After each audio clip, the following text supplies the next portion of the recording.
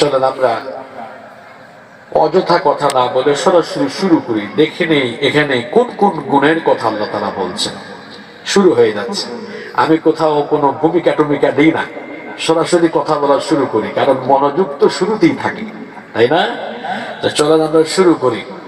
রহমানের বান্দাদের প্রথম কি গুণ হবে? আল্লাহ তাআলা বলছেন, রহমানের বান্দা হলো তারা দুনিয়ার বুকে নম্রভাবে ভদ্রভাবে বিচরণ করে যারা। আল্লাহ তাআলা বলছেন, ওয়া ইবাদুর রহমানিল্লাযীনা ইয়ামশুনা আলাল আরদি হাওনা। আল্লাহ তাআলা বলছেন রহমানের বান্দা হলো তারা দুনিয়ার বুকে নম্রভাবে ভদ্রভাবে বিচরণ করে যারা। রহমানের বান্দা যারা অহংকারী হয় না তারা। রহমানের বান্দারা অহংকারী হয় না, অধ্যতপূর্ণ আচরণের অধিকারী হয় না। আমাদের সমাজে অনেক ব্যক্তিকে দেখবেন অহংকার করতে।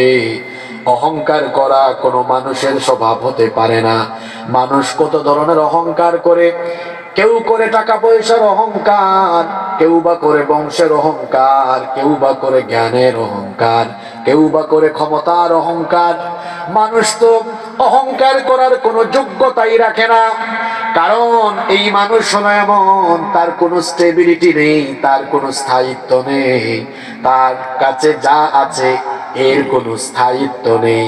তার কাছে যা আছে এখন থাকলে কিছুক্ষণ পরে নাও থাকতে পারে। এই জন্য অহংকারের কোনো যোগ্যতাই মানুষের নাই।